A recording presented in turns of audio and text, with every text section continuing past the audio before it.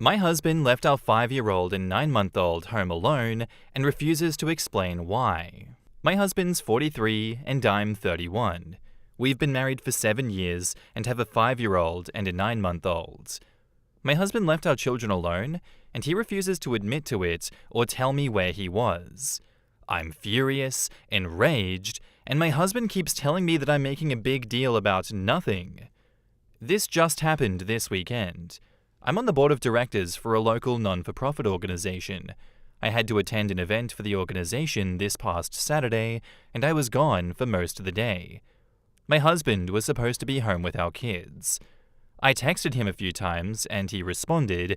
When I called around midday, he didn't respond, but that's not very unusual. Shortly after that, I got a call from my mum. She said my son had just called her, and when she asked him what he and his sister were doing, he said they were both watching TV. When she asked where their dad was, he said his dad wasn't there.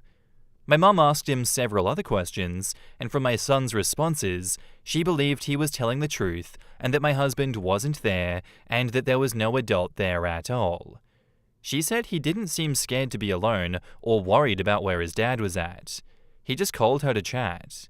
He has a tablet designed for children with pre-programmed contacts that he can call.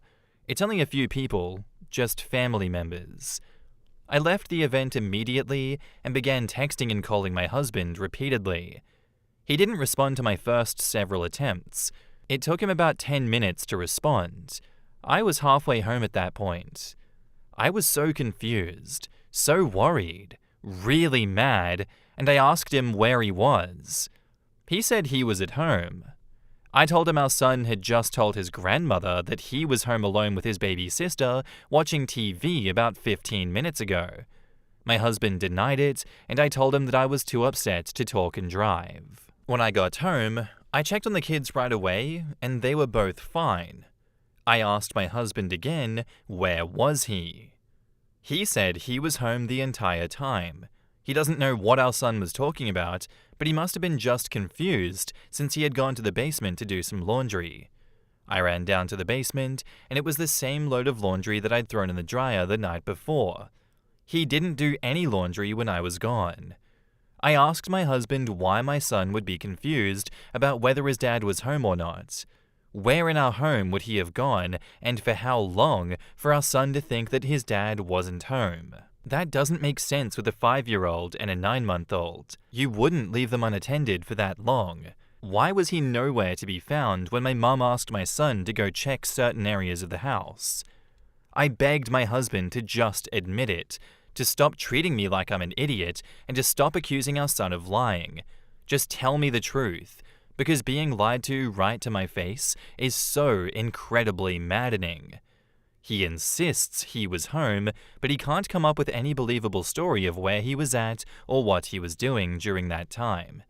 The way he answers me when I ask him about this and demand truthful answers is so dismissive. When I tell him, "You left our children alone," he quickly says, "No, I didn't."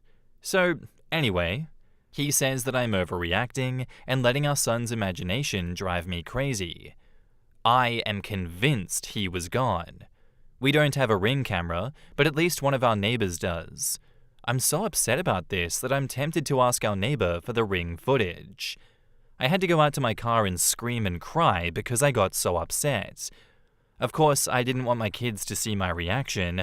I can't put into words how upset I am about the fact that I know he must have really left them alone, but have no proof, and am being treated like I'm just a paranoid nutcase of a mother and woman by him. In the comments, Obvious Miscreant says, "When my now ex did this, it was drugs. I didn't know about it. He told me months later when I found out that he often left at night and put the kids in the living room together so that if the house burned down, at least they'd be together. My youngest was under a year old. The oldest was 5. Don't stop asking questions." And OP says, "This gives me chills." Commercial Lost says, "I haven't seen it anywhere, but I'll admit I haven't looked super deeply, so I'll add this to you. This is not the first time your husband has left your children alone. Your son's reaction to grandma is proof enough of that. He was calm, completely unbothered by the fact that he and the baby were alone. He wouldn't react like that the first time. And Eat Shitbish says, as someone who was constantly left alone with her younger brother at such a young age, you are so right. Yeah, look, OP, I think you're right to be concerned. I think your gut is correct. Something is going on, and he is so defensive and dismissive, he can't put together a good story. Nothing good is happening while he is away. It is either drugs, it's either cheating, or something worse than those. But goddamn, that story by Obvious Miscreant. Oh yeah, I put the kids together so if the house burned down, at least they'd be together. Oh my god. Jail. Straight to jail, don't pass go. Send his ass to jail for even saying that. That is past the point of insanity. And now, onto the update, 4 days later. Last weekend, my husband left our 5-year-old and 9-month-old home alone while I was gone, and then refused to admit to it or provide a plausible explanation. Since then, we had many arguments about it. I've been living in a constant state of anger and frustration. I didn't want to fight about it anymore, but I couldn't help it, and I kept bringing it up again and again. I couldn't just lay low and pretend to get over it while I waited for him to do it again and catch him in whatever was going on. I also knew that demanding he tell me the truth wasn't going to get me anywhere, since he had been refusing to talk and deflecting for days. All it was doing was making me enraged and feel like I was about to have a brain aneurysm. I told him to hand me his phone so I could check his location at the time. He refused. He said he wouldn't do it and that it was a violation of his privacy. He won't be treated that way and refuses to give in to my delusions. You think I enjoy being in a situation where I have to beg my husband to show me his phone so I can see where he was at? I hate it. I don't want to live that way. I told him it's simple. If he was really at home the entire time, then just prove it. Why wouldn't he want to clear this whole thing up? I got so mad that he wouldn't turn over his phone that I told him that I was going to go to the neighbors to get their doorbell footage. At first, he was like, fine, go do it. He didn't think that I actually would. He knows I don't like to air drama to others, so he probably figured that I'd just swallow all of this crap that he's been giving me. Luckily, I was totally being driven by anger at this point, so nothing was going to stop me from going to the neighbors. When I actually started to go out the door, he tried to stop me and followed me out the door. I felt pure anger rushing through my veins and nothing else. The neighbor, who I've probably said less than 10 words to in the entire time we've lived here, told me that he would send me the footage. I went home, told my husband that the neighbor didn't have the footage from that day anymore, and told him that I just needed to go to the store and cool off. So I put the kids in the car and went and parked somewhere while I waited for the neighbor to send me the footage. I have the neighbor's number now too, and he told me that if I need any more footage, he will be happy to give it to me. The video shows a blue car that I don't recognize show up and park in our driveway. A blonde woman gets out of the car and goes towards my house. She walks on the outside of our garage towards the gate leading to our backyard. The gate is too far back and out of the way to be seen on the doorbell footage. She and her car were there for 23 minutes. Imagine that. The car leaves right around the time that my husband called me to say that he was home and had been home the entire time, as I was rushing home in a panic and calling him on repeat. One of the two possibilities as to where they went. She either came in through the side door of the house, which does provide direct access to the basement, or, and what I think is more likely, is that they were in the backmost area of our yard, which is a gated pool area. Immediately behind our house is a grass lawn, and then you step down a few steps and we have a patio. And then there's a fully gated area where the pool is. It's not like you think of when you picture a gated pool. It's a full 6-foot wooden fence all the way around, plus even taller landscaping for added privacy. You can't see into the area at all unless you're inside. I think it's more likely that they were back there because my son said that his dad's keys were gone and we keep that gate locked with a key. The pool is closed for winter, but there is one small building back there, sort of like a shed that we converted into a changing area, and there's a covered patio with furniture. I'm convinced that that's where they were. So technically he was home, but in an area totally removed from the house and where he couldn't see or hear the kids if something happened. I asked him how he could explain this, and what were they doing? I obviously don't need him to tell me what they were doing, but for some reason, I still had hope that he would finally be honest. He wasn't contrite. He showed no remorse. He was like, yeah, she was here, but I obviously never left. Who is she? How long has this been going on? And if he's going to be such a disgusting, despicable excuse of a man, then why couldn't he have at least found any other time and any other liar excuse other than when he was home alone with our kids? I told him I know this has happened before, and I demanded to know how many times he's done this when he's been home alone with the kids. He swears this is the only time, but he still doesn't have the balls to confess to what they were doing. And also, I don't believe him that this was the only time, FYI. I still have so many questions, and I still feel like my heart is beating 200 times a minute. My blood pressure is through the roof. I've cried a lot, sobbed, begged for somebody to help me, yelled, screamed, ordered a bunch of books about divorce and custody, and you know what? The next day after our multiple explosive fights, him putting his hands on me and me seeing the evidence, he acted like everything was totally normal and like none of that stuff ever happened. I woke up still seething, exhausted, broken, and he's acting like everything is totally normal. He said he was ordering breakfast to be delivered from our favorite breakfast place. He asked if I wanted to go to the store together later and try this new recipe for chili tonight. What? Why would I want to do any of these things with you now? Absolutely no acknowledgement of anything he's done or what's transpired between us in the past few days. He deserved an Oscar for how well he was able to act like none of that happened, completely comfortable and non-fazed. I know that it's a waste of my energy, but I just desperately want him to admit the full truth of what he did that day and any other day with this woman. I want to hear it from him. It won't change whatever he's done, but he could have at least had the respect and decency to be honest now that he's been caught. That's a ridiculous thought though, right? How foolish of me to expect this man to show decency and honesty now. If he was a decent and honest man, then he wouldn't have had a strange woman over to our house and been out of sight from our kids for 23 minutes.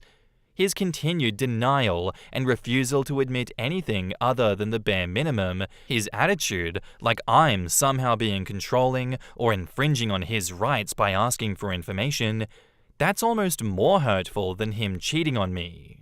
In the comments, Shyby1234 says, OP, he's not been honest and won't be honest. Even if he is, what would that give you? Could you even believe it? OP, you know what he was doing. You don't need him to spell it out for you. Put yourself and your children first. And OP replies, at the end of the day, him admitting to what he's done wouldn't really change anything. It certainly won't change anything he's done. It won't make it better, and I probably still wouldn't believe that I was getting the full truth, yet I can't stop seething over the fact that he's refusing to give me any info. And Shyby replies, because he's hoping that if he doesn't admit to it, there's a chance that you stay with him. He cheated, he endangered your children, he is selfish. And Trippy Hippie says, I'm so sorry that you're going through this. Unfortunately, you won't get anything from him. If I were you, I would channel that anger into a plan to take your kids and leave. He will never say that he left his kids in a dangerous situation to cheat on you. You know it's what happened, he knows it's what happened, and it will continue, make no mistake. Cryptic Mutt says, that would be an instant divorce for me. The cheating and abandoning your children would be a deal breaker, and OP says that he put his hands on her? Nah. Instantly done. Yeah, as soon as she offhandedly said that he put his hands on her, I was like, whoa, get the hell out of there, lady. All the other lies are nuts enough to divorce, but that, especially, is chilling. Notice that the neighbor didn't have any questions or curiosity about why she wanted the footage? I bet the whole neighborhood has seen that car at her house, and they're all wondering if she knows, should they tell her, or what. OP be like, "Hi, I probably said less than 10 words to you in the entire time we've lived here, but neighbor, say no more. What video format do you prefer?" No, I see that. I completely see that. I 100% get that neighbor. I was that neighbor, and I couldn't even look her in the face. I had left an anonymous note telling her to check footage and on what dates and time range.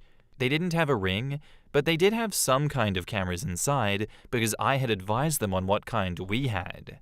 Basically a baby monitoring system. To round this one out, I guess, there's so many things to touch on in this because, it's like, where do we start? Oh my god. I think to me, the worst part is the fact that he just left the 9-month-old child alone at all. The 5-year-old, it's bad enough, but the 9-month-old?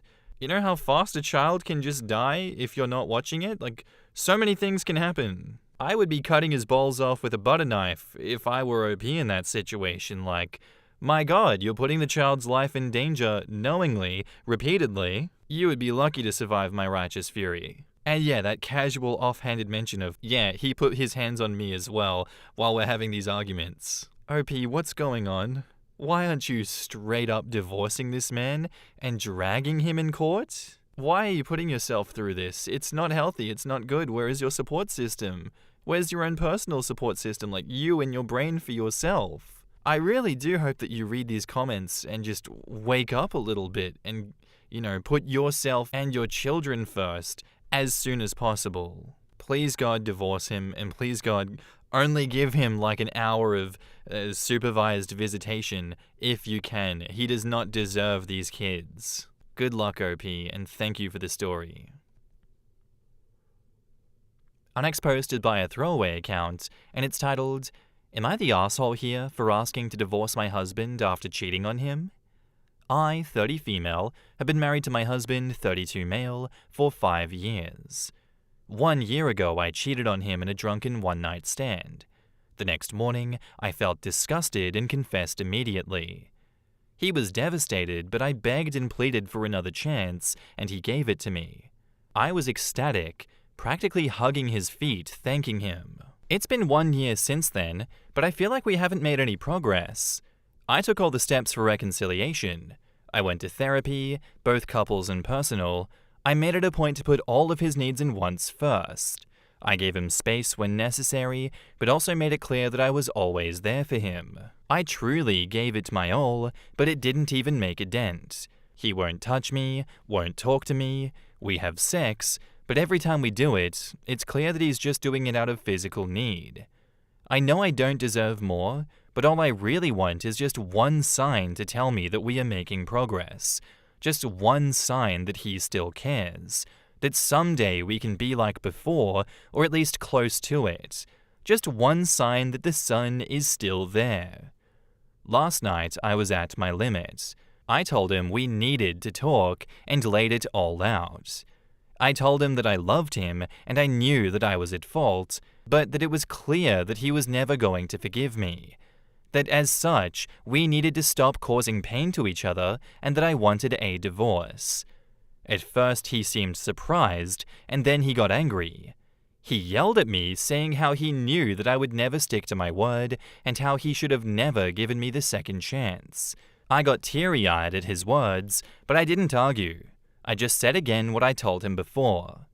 At this point, he left the house, and I haven't seen him since. He won't return my texts or phone calls. None of our parents or friends know about my infidelity, so this is the only place where I can get another perspective. I know that I'm the asshole for doing what I did a year ago, and I will carry that shame and guilt for the rest of my life, but I don't think that I'm wrong for wanting to end both of our pains. Am I the asshole here for asking for divorce? Edit, I think you guys misunderstand.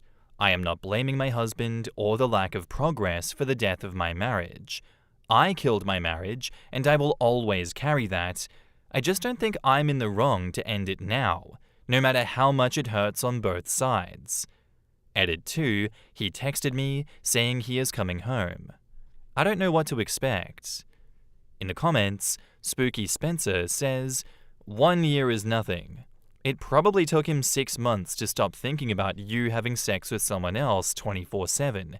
How long did it take for you to stop thinking about him cheating on you? Oh wait.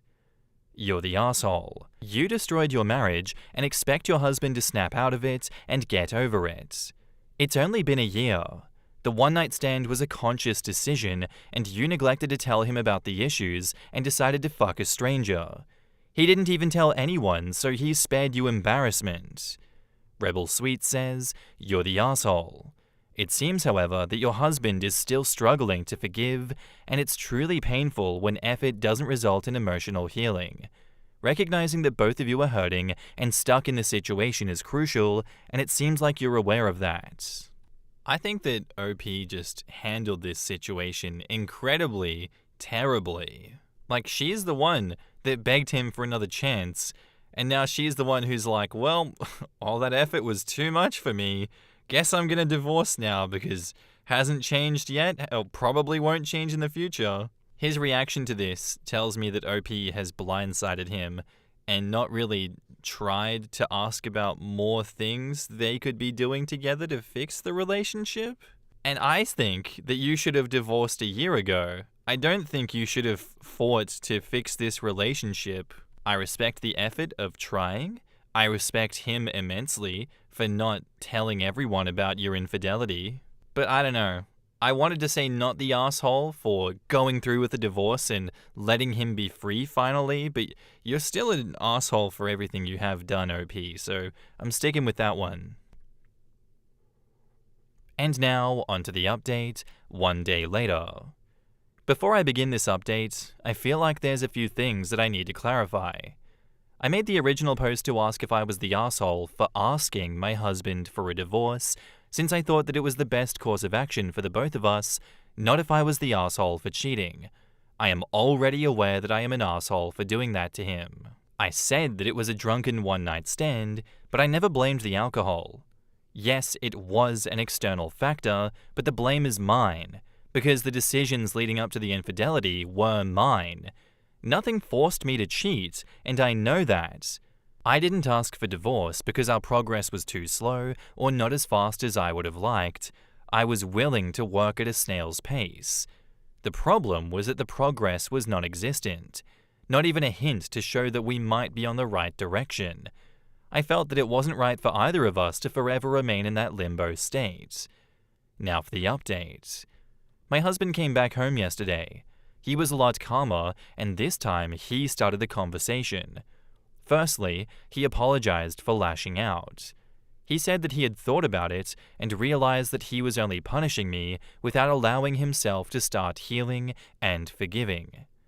He asked if I really wanted a divorce. I said no, and that I loved him, but if he was never even at least considering to forgive me, then there was no point in causing more pain to each other.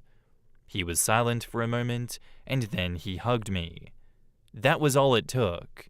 I broke down crying and hugging him back. He promised that he would try to forgive me. I tried to take things a bit further, and he let me. I'm not gonna lie and say that now everything is well. It was clear that the sex was still purely physical for him, and after, he didn't treat me much more differently than usual, but now I feel like there's an achievable goal ahead, and that we're both actively trying to achieve it. I guess we're not getting divorced yet. Honestly, probably not many people wanted this update. I'm just highlighting my thoughts because, again, I can't really talk to anyone else about this. Thank you to those who gave genuine responses to me in my first post. Edit. Since I've read this a lot in the comments, I've told him from day one that he is free to tell anyone he wishes about us. I've told him that I would never try to minimize or make it seem like he is lying. I am not concerned with my reputation at all. I just don't think it's my place to take that choice from him. In the comments, Corf Castle says, as you said, you fucked up royally. He was subconsciously punishing you and himself. You have a huge mountain to climb, but at least you've been encouraged to keep on that path. I'm hoping you don't feel tempted again, because I think that would shatter your husband. Quiet Walk says, yikes. I remember your post. You decided to have a one-night stand? Ugh, you need to rebuild everything. Trust, communication, and how will you work it out with your husband? Honestly, cheating sucks. Yeah, rebuilding trust after that is going to be a long, tough road. Roll Tide says he deserves better. I'm just confused on why he didn't jump into the chance of a clean divorce. They don't love each other, they don't respect each other, and there's no way he's going to suddenly trust her cheating ass after 1 year. Just walk away, my dude. Stop beating a dead horse. He basically gave her hope. For what? So they can go another year of this misery? I could never stay with someone who cheated on me because I would 100% subconsciously be punishing her every day that followed, so I totally get that. Husband seems too unsure of himself to pull the pin. Trying to stay married will just prolong the pain. He needs to see a therapist to help him make the decision he needs to make. You can forgive, but you can never forget infidelity, and you'll never trust like you did again. I'm all for giving people the chance at reconciliation. Cheating isn't some absolute atrocity like murder or rape. And, we give people in jail the, ability to go through rehabilitation and change their ways. Cheating is not the worst thing in the world. There are worse things that can exist. Me personally, I think the marriage is over based on what I have read so far, and his actions of being so incredibly cold, not wanting to talk about it, not wanting to kind of deal with it until she is the one that had brought it up. But if they both together believe that this is something they can fix together, more power to them, more power to him for being open to, reconciliation and rehabilitation. If he believes that it can be saved, I respect that. This is very much one of those endings, those updates where I'm like on the fence about it. I'm apprehensive. I myself would not be doing what OP and the partner were doing. I would just be leaving, but I am not them. So good luck, OP. I hope it works out. Our next post is by a deleted account, and it's titled, "My brother, 18, has been poisoning my girlfriend, 24, for the past 3 years." So she's always been allergic to lactose very severely, to the point where if she had any traces in her food, she would basically shit herself on the spot ever since she was a kid. My brother and I have always been on good terms, and always hung out together until 3 years ago when I met my girlfriend. He started getting more distant and mean towards me, talking about how she's ruining our broship and taking me away from our family and him. I told him he was crazy and didn't think too much of it until recently. Going back to 3 years ago, when I introduced Katie to my parents, he was livid. I moved out about 6 months later when I was tired of his constant bitching about her coming over to sleep over and hang out. Ever since then, we would have family dinners at my parents' every month on Sundays. My family is Italian, so we eat a lot of pasta and sauce, which is relevant. My parents always made 2 separate meals ever since they met her. One with no milk or lactose-free milk for Katie, and one for the rest of us.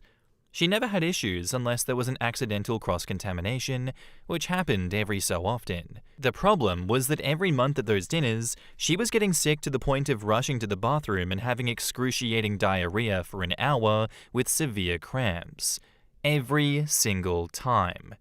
At one point, I started refusing to go, and my parents kept insisting, so I gave it another try. It was fine for a few months, and then it started again.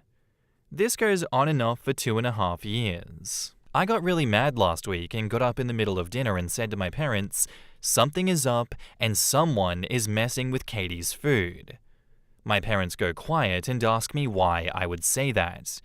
My brother turns rather pale and stopped smiling. I knew it was him. I confronted him and he started crying, saying he felt like he had to get payback at her for stealing away his big brother, that it wasn't fair. He said he was adding milk to the batch for her and that he had no regrets.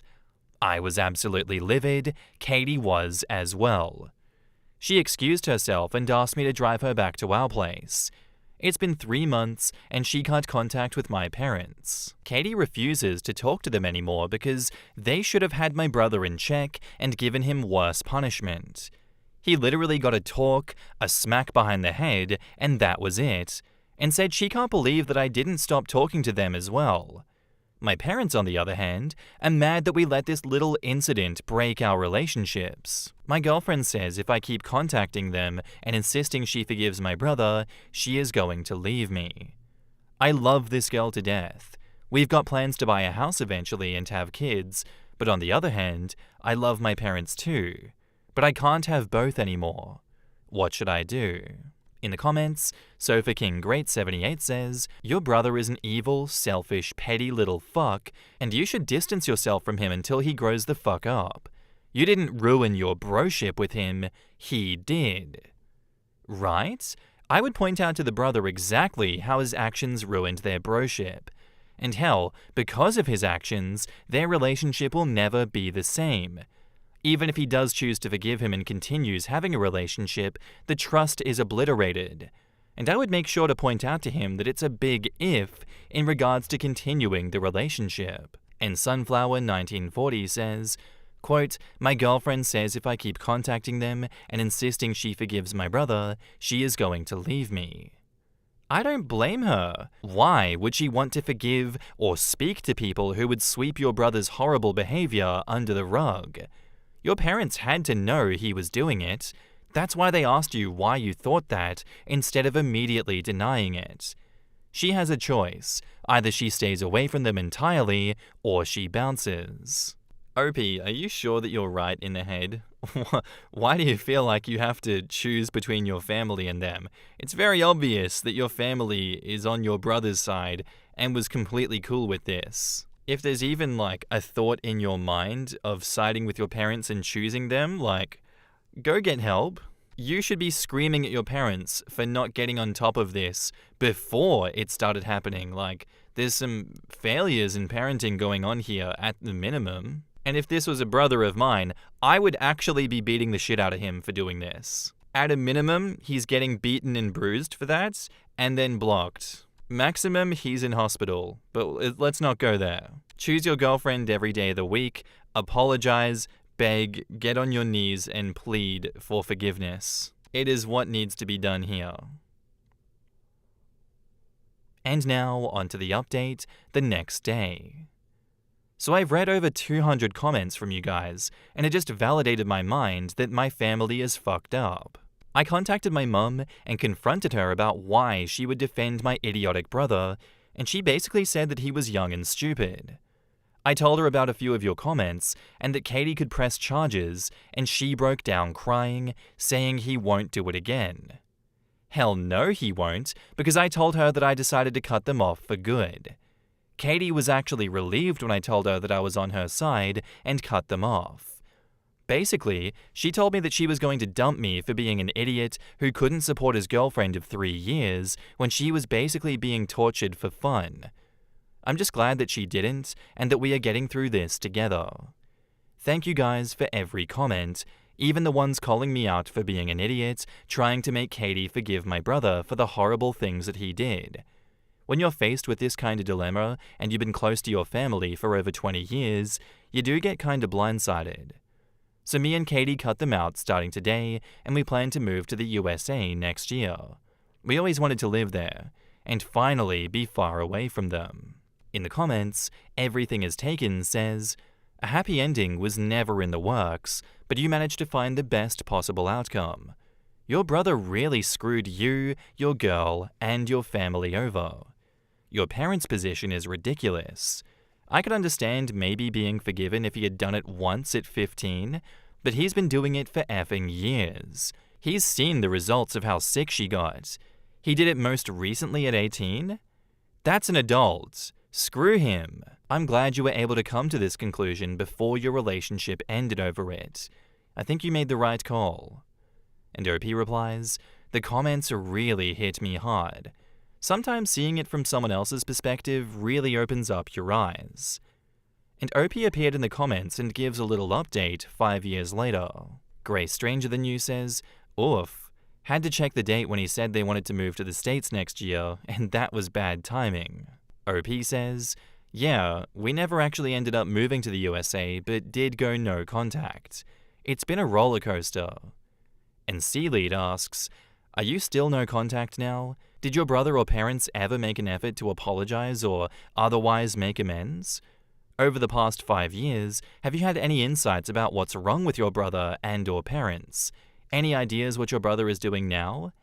And finally, did you ever figure out if your parents were in on it, as so many commenters speculated? Sorry to be nosy, but it's just rare here in Best of Reddit updates that we get to talk about it with the OP. And OP says, "We kept it no contact, but it messed up the family dynamic. We also got married in between. It has been hard, but no, we do not have any more info about my brother or family. My mum kept trying to reach out, but we blocked her and did not respond." Catmo says, "I will never understand the people who are willfully ignorant about food allergies and sensitivities. The parents thinking that OP's brother was just young and stupid doesn't matter here. At the end of the day, he was literally poisoning her on purpose. He was inflicting pain and suffering on a woman to punish her merely because she existed. It doesn't matter that his weapon was milk. To her body, it was just as bad as if it had been a literal poison with a skull and crossbones on the body. If OP's brother was willing to do this under these circumstances, there is no telling what he would be capable of doing anytime he feels slighted in the future. Them not taking this seriously is a massive cause for concern. I wonder where they're all at now, and if the brother is in jail yet for attempted murder. Because that's the track he was definitely on, thanks to his parents' idiotic enabling." Space Age Stuff replies, "I mean, for legal purposes, this is considered poisoning her food. The boyfriend debating whether to press charges actually had some teeth to the threat. It's illegal to willingly give someone something that makes them medically ill. He's lucky she didn't end up in hospital or dead, because then there would be a real problem." Anyway guys, that's where I'm going to end today's episode. I do hope you enjoyed. If you did, let me know what you thought of it in the comments down below, and I'll see you in the next one. Bye.